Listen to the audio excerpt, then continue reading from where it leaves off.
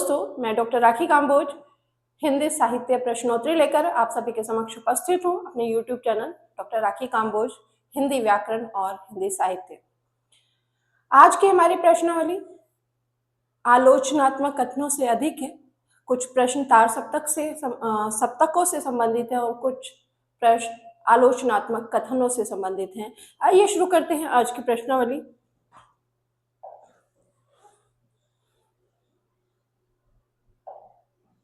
आज का हमारा पहला प्रश्न है, दूसरा सप्तक के कवियों का सही समूह पहचानिए। अब हमें ये तो पता है कि दूसरे सप्तक के कवि कौन कौन हैं, इस पर हमने कल बात की थी। यहाँ आपसे क्रम पूछा है कि दूसरे सप्तक के कवियों का सही समूह पहचानना है। अज्ञ तो वैसे ही किस सप्तक के कवि हैं? पहले तार सप्तक के कवि हैं।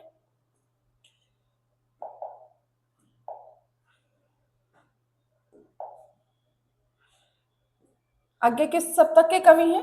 ये तार सप्तक के कवि हैं। ठीक है, तो ये यहाँ तो क्योंकि यहाँ पहले प्रश्न दे दिया दूसरा सप्तक, तो इसकी तो बात ही नहीं करनी। फिर हम देखते हैं कुंवर नायर केदारनाथ सिंह सर्वेश्वर, तो सर्वेश्वर दयाल। फिर सुमन राजे, ये चौथे के हो गए, ये तीसरे के हो गए। अब हमें देखना है कि हमें दूसरे ये भी पहचानना है कि इनमें से ये सभी दूसरे के नहीं है, कि हम ये देखें कि सभी विकल्पों में दूसरे के दिए हैं, तो ऐसा नहीं है। दूसरे सप्तक के जो कवि हैं, शमशेर बहादुर सिंह, भवानी प्रसाद मिश्र, नरेश मेहता, धर्मवीर भारती, ये दूसरे सप्तक के कवि हैं। और दूसरे सप्तक के कवियों के साथ ही इनका जो समूह है वो क्या हो गया? बी हो गया। शमशेर बहादुर सिंह, भवानी प्रसाद मिश्र, नरेश मेहता और धर्मवीर भारती, ये क्या हो गया? दूसरे सप्तक के कवियों का समूह। जो पहली पंक्ति ए विकल्प के अंतर्गत दिया, तो इसमें आज्ञा मुक्ति बोध तो पहले के हो गए, नेमित चंद्र जैन भी तार सप्तक के हो गए। स्वदेश भारती ये चौथे सप्तक के हैं। ठीक है, ये चौथे सप्तक के हैं। कुंवर नायर केदारनाथ सिंह सर्वेश्वर दयाल सक्सेना ये तीसरे सप्तक के हैं। ठीक है, सुमन राजे ये चौथे सप्तक की हैं। ये कौन से सप्तक के हैं? चौथे के। अवधेश कुमार, स्वदेश भारती, ये सभी चौथे सप्तक के कवि हैं। ठीक है, तो यहाँ हमारा उत्तर क्या हो जाएगा? हमारा हो जाएगा बी विकल्प, शमशेर बहादुर सिंह, भवानी प्रसाद मिश्र, नरेश मेहता और धर्मवीर भारती, ये दूसरे सप्तक के कवि हैं। सप्तकों की संख्या आपको कल बताई थी, कितने सप्तक हैं? सप्तक 4 हैं, लेकिन चारों का नाम संख्या के आधार पर नहीं है। प्रथम को तार कहा जाता, क्या कहा गया था? तार सप्तक। ठीक है, उसके बाद दूसरा, तीसरा, चौथा कहा गया। अगला प्रश्न है, प्रयोगवाद का सबसे बड़ा दोष लोक कल्याण की उपेक्षा है।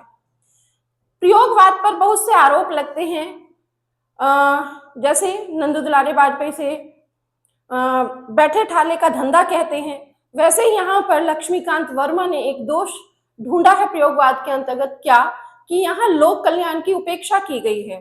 तो ये किसने कहा है, ये पूछा है, और ये मैं बता चुकी हूँ। प्रयोगवाद का सबसे बड़ा दोष लोक कल्याण की उपेक्षा किसने कहा है? तो ये कहा है लक्ष्मीकांत ने। और प्रयोगवाद को अज्ञ ने क्या कहा है? प्रयोगवाद शब्द सबसे पहले किसने दिया? इस पर बात आती है। प्रयोगवाद शब्द की यदि बात आती है तो नाम नंदू दुलारे वाजपेयी का ही आता। और फिर यदि हम बात करते हैं कि अज्ञ के प्रवर्तक कौन है, प्रयोगवाद के प्रवर्तक कौन है, तो प्रयोगवाद के प्रवर्तक अज्ञ हैं। अज्ञ प्रयोगवाद का प्रारंभ कहाँ से माना जाता है? 1943 से माना जाता है। और 1943 से क्यों? क्योंकि उस समय तार सप्तक का जो संपादन है वो अज्ञ के द्वारा किया गया था, जिसके अंतर्गत 7 कवियों को रखा गया था। और उन कवियों के द्वारा जो काम किया जा रहा था, जो रचनाएं लिखी जा रही थी, उसके आधार पर उन्हें किसी वाद के अंतर्गत नहीं रखा था, उन्हें प्रयोग के अंतर्गत रखा था। नई राहों के अन्वेषक कहा था। क्या कहा था? नई राहों के अन्वेषक। किसने कहा था? अज्ञ ने कहा था। लेकिन जब वो दूसरे सप्तक तक पहुंचते हैं 1951 में, तो उसकी भूमिका में लिखते हैं, क्योंकि प्रयोग शब्द को लेकर, प्रयोगवाद को लेकर बहुत सारे जो आरोप थे वो लगने लगे और इस पर बहुत विमर्श हुआ। तो उसके बाद जब प्रयोग के साथ वाद शब्द जोड़ा गया, तो वह कहते हैं कि प्रयोग जो है, चलिए अभी इस पे बात करती हूँ, बहुत लंबा खींच जाएगा क्योंकि हमें बहुत जल्दी क्लास करनी है। प्रयोगवाद का सबसे बड़ा दोष लोक कल्याण की उपेक्षा है, ये किसने कहा? लक्ष्मीकांत वर्मा ने, मैं बता चुकी हूँ। ठीक है, ज्यादा लंबा क्लास को नहीं चलाना। सुमन राजे को किस सप्तक में शामिल किया गया? ये अभी मैंने बताया, कौन से में शामिल किया गया? चौथे में शामिल किया गया। प्रथम प्रश्न में ही ये सभी स्पष्ट हुए हैं कि कौन सा कवि किसके अंतर्गत जा रहा है। प्रयोगवादी कविता में युग का सत्य नहीं, केवल कवि की कुंठा और वासना है। प्रयोगवादी कविता में युग का सत्य नहीं बल्कि कवि की कुंठा और वासना है। यह कथन किसने कहा है? रामविलास शर्मा, अज्ञे, नामवर सिंह या फिर हजारी प्रसाद द्विवेदी। तो किसने कहा है? ये भी एक तरीके से आरोप लगा है कि इसमें युग का सत्य नहीं। लोक कल्याण की उपेक्षा लक्ष्मीकांत वर्मा ने कहा, लेकिन अब यहाँ कहा गया कि इसमें युग का सत्य तो प्रस्तुत नहीं किया गया बल्कि कवियों की कुंठा और वासना है। यह आरोप लगाया रामविलास शर्मा ने। किसने लगाया? रामविलास शर्मा ने। और रामविलास शर्मा किस सप्तक के अंतर्गत आते हैं? तो रामविलास शर्मा तार सप्तक के अंतर्गत शामिल है। ठीक है। कवि की मुक्ति कविता की मुक्ति है, कवि की मुक्ति कविता की मुक्ति है, यह विचार किसका है? अज्ञे, रामविलास शर्मा, निराला या मुक्तिबोध। तो हमें यहाँ क्या बताना है? पंक्ति दी गई कि कवि की मुक्ति कविता की मुक्ति है, यह कथन किसने कहा है? तो ये कथन कहा गया अज्ञे के द्वारा। किसके द्वारा कहा गया? अज्ञे के द्वारा कहा गया। ठीक है। क्या निराला किसी सप्तक में है? तो निराला किसी सप्तक में नहीं है, ये ध्यान रखिएगा। और ये तीनों बाकी के नाम जो हैं, अज्ञे, रामविलास, मुक्तिबोध, ये सभी तार सप्तक में है। निराला किस काल के कवि हैं? तो निराला छायावाद के मुख्य कवि हैं, लेकिन क्या ये प्रगतिवादी कविताएं भी लिखते हैं? तो इन्होंने प्रगतिवादी कविता लिखी है, जैसे कुकुरमुत्ता। उसमें प्रगतिवाद की जो कुकुरमुत्ता है उसमें मार्क्सवादी विचारधारा को कैसे इन्होंने प्रस्तुत किया, ये उसे समझने के लिए इनकी कुकुरमुत्ता जो कविता है वो बहुत सटीक है। नीचे दो कथन दिए गए हैं। कथन एक है, शुक्ल जी ने जायसी ग्रंथावली की भूमिका में जायसी को तुलसी के समान ही लोकमंगल का कवि माना है।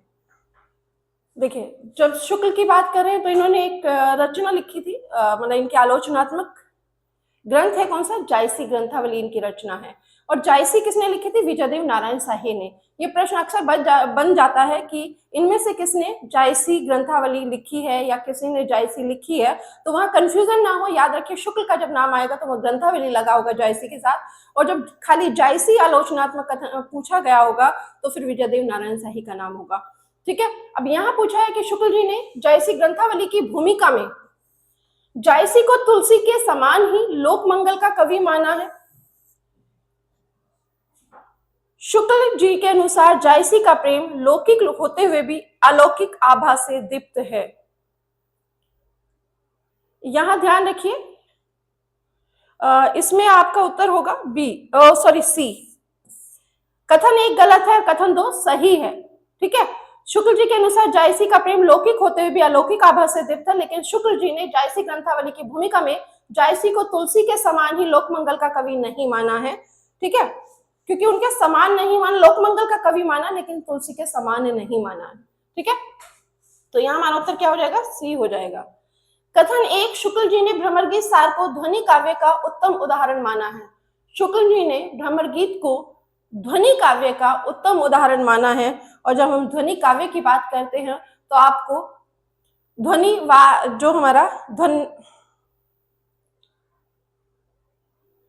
ध्वनि संप्रदाय के प्रवर्तक कौन है, आपको यह बताना है। ध्वनि संप्रदाय के प्रवर्तक कौन है? आनंदवर्धन, ये ध्यान रखना। अब यहाँ बात कर रहे हैं शुक्ल जी की, तो उन्होंने भ्रमरगीत सार को किसका? ध्वनि काव्य का उत्तम उदाहरण माना। इसमें उपालंब काव्य की प्रधानता है, तो ये दोनों ही कथन सही हैं। इन्होंने ध्वनि काव्य का उत्तम उदाहरण भी माना है और इसमें उपालंब काव्य की प्रधानता भी बताई है। ठीक है। तो क्या हो जाएगा? ए सही हो जाएगा, दोनों कथन सही हो जाएंगे। मैंने यहाँ आपसे ध्वनि संप्रदाय के प्रवर्तक पूछे क्योंकि ध्वनि काव्य की बात आई, तो ध्वनि संप्रदाय के प्रवर्तक आनंदवर्धन है। ठीक है। शुक्ल जी ने प्रेमाख्यानक काव्य परंपरा, प्रेमाख्यानक का नाम आता है तो सूफी काव्य। प्रेमाख्यानक काव्य का प्रथम कवि किसे माना? मुल्ला दाऊद, कुतुबन, मंझन या जायसी। तो किसे माना? शुक्ल ने माना है कुतुबन को। ठीक है। किसको माना? सूफी काव्य का प्रथम कवि कुतुबन को माना। और रीति काव्य का प्रथम कवि किसे माना? रीतिकाल का शुक्ल ने। रीतिकाल का प्रथम कवि ये चिंतामणि को मानते हैं। ठीक है। कौन? शुक्ल। मनुष्य की सॉरी मनुष्यता की सामान्य भूमि पर लाने का श्रेय शुक्ल जी ने किस काल के साहित्य को दिया? मनुष्यता की सामान्य भूमि पर लाने का श्रेय शुक्ल जी ने किस साहित्य को दिया? भक्ति काल, आदिकाल, रीतिकाल या भारतेंदु युगीन? यहाँ बात की गई मनुष्यता की सामान्य भूमि, तो मनुष्यता की सामान्य भूमि में इन्होंने भक्ति काल खंड को प्राथमिकता दी है। किसको बताया है? भक्ति काल को। शुक्ल जी ने छायावाद को मधुचर्या कहा है। क्या यह बात सच है कि शुक्ल जी ने छायावाद को मधुचर्या कहा है? क्योंकि इसमें प्रेम के मानसिक और काल्पनिक पक्ष का अधिक वर्णन है। शुक्ल जी ने छायावाद को मधुचर्या कहा है और इसमें क्या कारण क्या दिया है? क्योंकि इसमें प्रेम के मानसिक और काल्पनिक पक्ष का अधिक वर्णन है। ये दोनों ही कथन सत्य हैं। ठीक है। शुक्ल जी ने घनानंद को क्या कहकर पुकारा? साक्षात रसमूर्ति, प्रेम के पीर का कवि। तो जब घनानंद की बात आती है तो घनानंद को प्रेम का पीर का कवि कहा जाता है, लेकिन यहाँ पूछा है कि शुक्ल जी ने क्या क्या उन्हें संबोधन दिया है? साक्षात रसमूर्ति, प्रेम के पीर का कवि, लाक्षणिक मूर्तिमत्ता और प्रयोग वैचित्र्य का कवि। तो ध्यान रखिए शुक्ल जी ने ये तीनों ही संबोधन इन्हें जायसी ग्रंथावली के अंतर्गत जब बात करते हैं जायसी पर, सॉरी घनानंद पर इन्होंने बात जायसी की करने लगी हूँ। घनानंद की बात इन्होंने करते हुए उन्हें साक्षात रसमूर्ति कहा, प्रेम के पीर का कवि भी कहा और लाक्षणिक मूर्तिमत्ता और प्रयोग वैचित्र्य का कवि भी कहा। और इसमें भी यदि सबसे सटीक पूछा जाए तो साक्षात रसमूर्ति कहते हैं, लेकिन यहाँ उत्तर सभी आ जाएगा। ठीक है। शुक्ल जी ने कबीर की भाषा को सधुकड़ी कहा है। कबीर की भाषा को शुक्ल ने सधुकड़ी कहा है। तो पंचमेल खिचड़ी किसने कहा है? अब ये आपको बताना है। तो ध्यान रखिए जब पंचमेल खिचड़ी की बात करते तो पंचमेल खिचड़ी कबीर की भाषा को कहा था श्याम सुंदर दास ने। किसने कहा था? श्याम सुंदर दास ने।